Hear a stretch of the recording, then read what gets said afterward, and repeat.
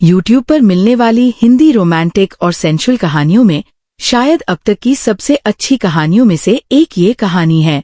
मुझे पूरी उम्मीद है कि इस कहानी को सुनने के बाद आप हमारे चैनल पर हर कहानी को बार बार सुनने के लिए आएंगे। हमारे चैनल को सब्सक्राइब करना ना भूलें। आइए सुनते हैं ये खूबसूरत कहानी। कुछ ही दिनों बाद ऑफिस में एक बड़ा प्रोजेक्ट आया। कंपनी को भोपाल की एक बड़ी रियल एस्टेट कंपनी के लिए विज्ञापन कैंपेन तैयार करना था। ये प्रोजेक्ट कंपनी की प्रतिष्ठा के लिए बेहद अहम था। बॉस ने मीटिंग में कहा, इस बार हमें नए आइडियाज चाहिए। हर कोई अपने अपने सुझाव देगा। मीटिंग में सबने अपनी राय रखी।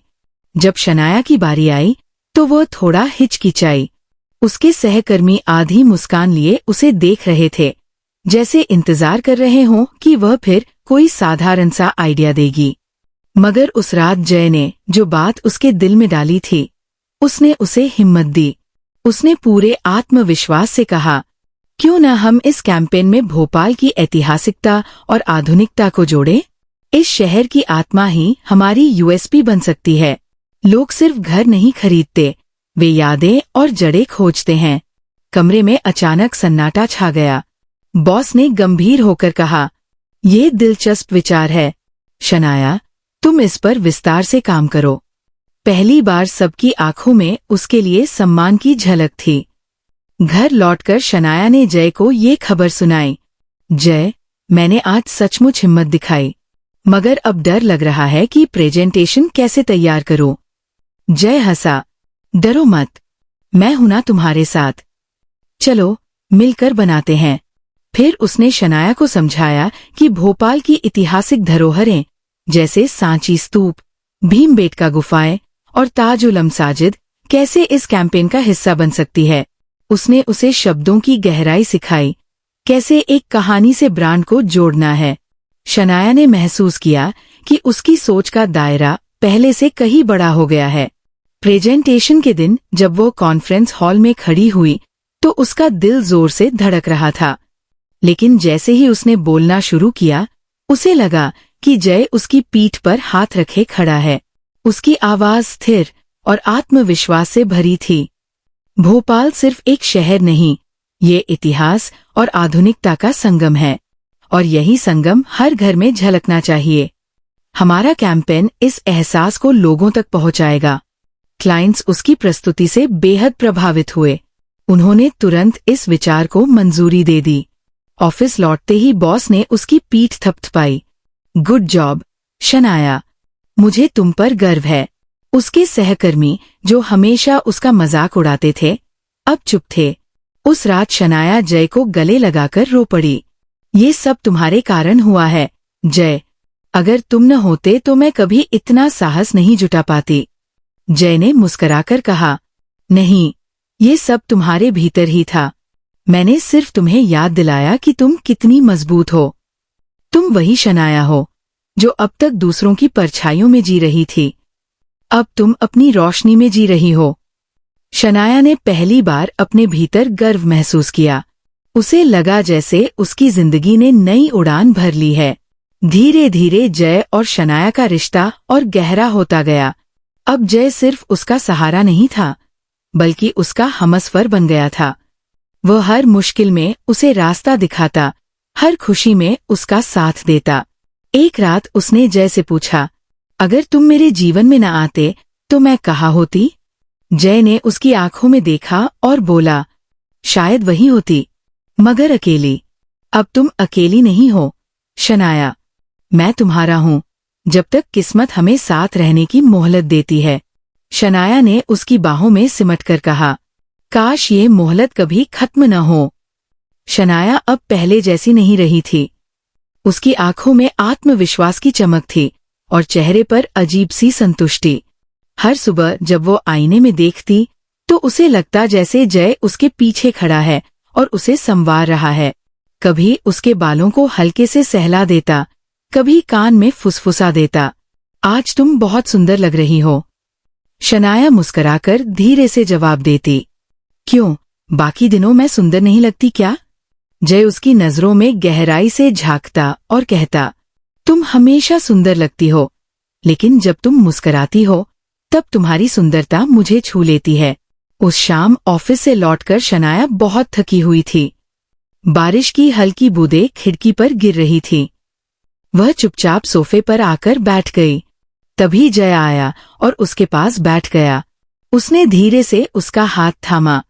शनाया सिहर उठी। ये छुअन वास्तविक थी, गर्म, नरम और बिल्कुल वैसी जैसी किसी जीवित इंसान की होती है। जय, वह फुसफुसाई, तुम सचमुच मुझे छू सकते हो? जय ने उसकी हथेली को अपनी उंगलियों में कस लिया। हाँ, शनाया, जब दिल की चाहत गहरी हो तो सीमाएं टूट जाती है। मैं तुम्हें महसूस कर सकता हूँ। और तुम मुझे। शनाया की आंखें नम हो गईं। वह उसके सीने से लग गई। उसे ऐसा लगा मानो वो कोई सपना नहीं बल्कि हकीकत जी रही है। उस रात जय ने पहली बार खुलकर कहा, शनाया, मैं जब से तुम्हें फोर्ट में देखा है तभी से तुम्हें अपना मान लिया। तुमने मुझे मुक्त किया और अब मैं तुम्हारे बिना सोच भी नहीं सकता। क्या तुम भी मुझे वैसे ही चाहती हो? शनाया ने उसकी आंखों में देखा। उसकी सांसें तेज थी। हाँ, जय, मैं तुम्हें चाहती हूँ। पहले डर लगता था कि ये सब अजीब है, असंभव है, पर अब मुझे कोई डर नहीं। तुम मेरी जिंदगी हो। उनके होंठ एक दूसरे से मिले। ये चुंबन गहरा था, भावनाओं से भरा हुआ। शनाया ने महसूस किया कि जय की आत्मा उसके पूरे अस्तित्व में घुल रही है। उसके बाद जैसे वक्त थमसा गया। जय ने उसके गालों को सहलाया, उसकी गर्दन पर हल्के चुंबन दिए। शनाया ने भी उसे कसकर बाहों में भर लिया।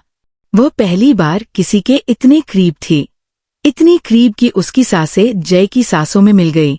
उसका शरीर कांप रहा था, मगर वो डर का नहीं बल्कि उस गहरे आकर्षण का कंपन था। जय ने धीरे धीरे उसे बिस्तर पर लिटाया। उसकी उंगलियां उसके चेहरे से उतरकर उसकी हथेलियों तक पहुंची। शनाया ने उसकी उंगलियों को कसकर पकड़ लिया। उस पल वे दोनों भूल गए कि उनके बीच क्या सीमाएं हैं, कौन जीवित है और कौन आत्मा। उन्हें बस इतना पता था कि वे एक दूसरे के हैं। रात के उस सन्नाटे में उनका प्यार सिर्फ शरीर तक सीमित नहीं रहा, ये आत्माओं का मिलन था। जय की उपस्थिति ने शनाया के भीतर एक अद्भुत गर्माहट भर दी। वो बार बार कह रही थी, जय, मुझे कभी मत छोड़ना। और जय हर बार उसके कानों में फुसफुसाता, जब तक मेरी रूह है मैं तुम्हारा हूँ। उनकी सांसें एक हो गईं। उनके दिल एक ही ताल पर धड़क रहे थे। वह रात उनकी मोहब्बत की गवाह बनी। सुबह जब शनाया उठी तो उसके चेहरे पर अलग ही चमक थी। उसने आईने में देखा और खुद को पहचान न पाई। वह लड़की जो कभी डरपोक और असुरक्षित थी, अब पूरी तरह से बदल चुकी थी। उसने जय को पुकारा। जय उसके सामने आकर खड़ा हुआ और मुस्कुराकर बोला, तुम्हें देखकर लगता है कि मैं सचमुच जिंदा हूँ। शनाया हंस पड़ी और उसे गले लगाकर बोली, तुम्हारे बिना मैं अधूरी हूँ। चाहे ये रिश्ता दुनिया को अजीब लगे, मगर मेरे लिए यही सच्चाई है। अब उनके बीच कोई झिझक नहीं थी। ऑफिस में शनाया और भी निखरकर सामने आने लगी। उसकी रचनात्मकता सबको चौंकाती। हर प्रोजेक्ट में वह अनोखा आइडिया देती। लोग अब उसके पीछे फुसफुसाने के बजाय उससे प्रेरणा लेने लगे। लेकिन शाम को जब वह अपने कमरे में लौटती तो वह और जय अपनी छोटी सी दुनिया में खो जाते। हंसी मजाक, प्यार और कभी कभी खामोशी में एक दूसरे को महसूस करना, ये सब उनकी नई जिंदगी का हिस्सा बन चुका था। शनाया अब वो लड़की नहीं रही थी जिसे लोग उसके साधारण चेहरे के लिए चिढ़ाते थे। अब उसकी आंखों में आत्मविश्वास था, बातों में मिठास और काम में निखार। ऑफिस में उसके सहकर्मी अक्सर पूछते, शनाया, अचानक तुम्हारे आइडियाज इतने क्रिएटिव कैसे हो गए? पहले तो तुम इतनी चुपचाप रहती थी। वह मुस्कुराकर जवाब देती, शायद अब मुझे खुद पर भरोसा हो गया है। पर वह जानती थी कि इस बदलाव के पीछे जय है, उसकी हिम्मत, उसकी हौसला अफजाई और उसका प्यार, यही उसकी असली ताकत थी। एक रात ऑफिस से लौटकर वो बहुत थकी हुई थी। प्रेजेंटेशन अगले दिन था, और वो परेशान थी कि सब ठीक से होगा या नहीं। जय उसके पास आया, उसके बालों को सहलाते हुए बोला, डर क्यों रही हो? तुम्हारे पास वो हुनर है जो दूसरों के पास नहीं। बस दिल से काम करना, बाकी सब अपने आप हो जाएगा। शनाया ने गहरी सांस ली और कहा, पर जय, अगर मैं गलती कर बैठी तो? जय ने उसकी हथेलियों को अपने हाथों में लेकर फुसफुसाया, तो मैं हमेशा की तरह तुम्हारे साथ रहूंगा। याद रखो, दुनिया वही मानती है जो तुम खुद अपने बारे में मानती हो। उसकी बातें शनाया के दिल में उतर गईं। अगले दिन उसने ऐसा प्रेजेंटेशन दिया कि पूरा बोर्डरूम तालियों से गूंज उठा। धीरे धीरे कंपनी में उसकी पहचान बनने लगी। लोग अब उसके पीछे मजाक नहीं उड़ाते थे, बल्कि उससे प्रेरणा लेने लगे। कभी वही सहकर्मी जो उसे साधारण कहते थे, अब बोलते, शनाया, तुम्हारा कॉन्सेप्ट सच में हटके होता है। तुम्हारे आइडिया से पूरी टीम चमक उठती है। शनाया मुस्कराती, मगर भीतर से जानती थी, ये जय का जादू है। शाम को जब वो घर लौटती, तो जय उसका इंतजार कर रहा होता। कभी वह उसके लिए मोमबत्ती जलाकर पूरा कमरा रोशन कर देता, कभी खिड़की के पास बैठकर उसकी बातें सुनता। एक दिन उसने शनाया को हल्के से बाहों में भर लिया और बोला, तुम्हें पता है, जब तुम खुश होती हो तो मुझे लगता है जैसे मैं सचमुच जिंदा हूँ। शनाया ने मुस्कुराकर कहा, और जब तुम मुझे यूं छूते हो तो मुझे लगता है कि मौत जैसी कोई चीज होती ही नहीं। उस रात उनके बीच और भी गहरी नजदीकियां बढ़ी। वे सिर्फ प्रेमी नहीं रहे, वे आत्मा और शरीर के उस मिलन में बंध चुके थे जिसे शब्दों में बांधना मुश्किल था। लेकिन इन खुशियों के बीच एक हल्की उदासी की परछाई भी थी। कई बार जय अचानक खामोश हो जाता, उसकी आंखों में दूर तक फैली हुई उदासी झलकती। शनाया ने एक शाम पूछा, जय, तुम कभी कभी इतने चुप क्यों हो जाते हो? क्या कोई बात छिपा रहे हो मुझसे? जय ने मुस्कुराकर उसकी ठुड्डी उठाई और कहा, कुछ बातें समय आने पर ही कहनी चाहिए। अभी तो बस मुझे तुम्हारे साथ ये पल जीने दो। शनाया ने ज्यादा सवाल नहीं किए, मगर उसके दिल में अजीब सी बेचैनी घर करने लगी। आने वाले महीनों में शनाया का करियर नई ऊंचाइयों पर पहुंच गया। उसे एक बड़े कैंपेन की हेड बना दिया गया। ये वही लड़की थी जिसे कभी साधारण कहकर किनारे कर दिया जाता था। कंपनी के डायरेक्टर ने उसे बुलाकर कहा, शनाया, हमें गर्व है कि तुम हमारी टीम का हिस्सा हो।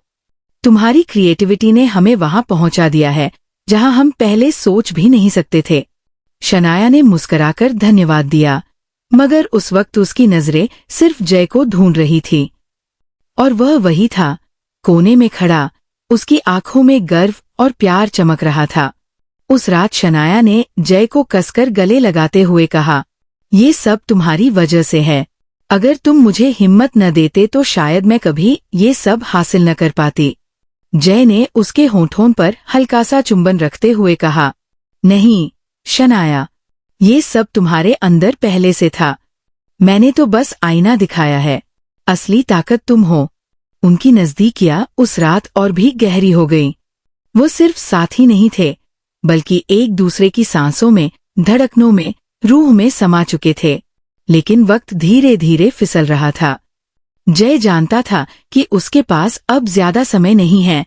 उसने कई बार सोचा कि शनाया को सच्चाई बता दे, मगर हर बार उसकी मुस्कुराहट देखकर रुक जाता।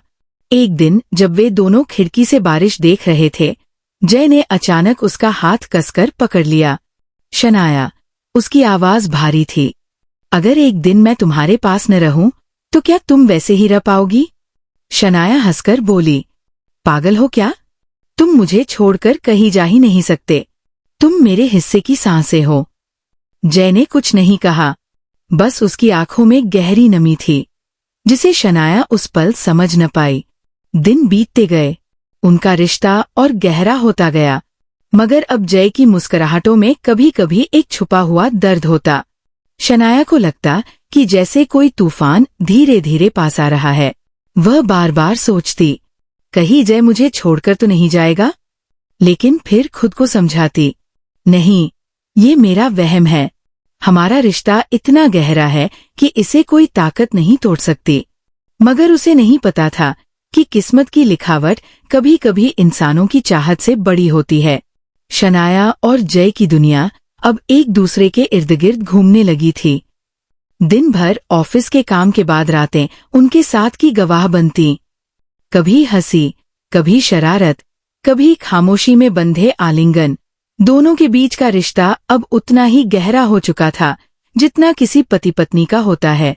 मगर शनाया अक्सर देखती कि जय की आंखों में एक छुपा हुआ बोझ है। वो सब कुछ कह देता सिवाय उस राज के जो उसकी आंखों में बार बार झलकता। एक रात जब वह उसके कंधे पर सिर रखे लेटी थी, उसने धीरे से कहा, जय, तुम मुझसे कुछ छिपा रहे हो। तुम्हारी आंखें सब बता देती है। अगर मुझसे प्यार करते हो तो सच बताओ।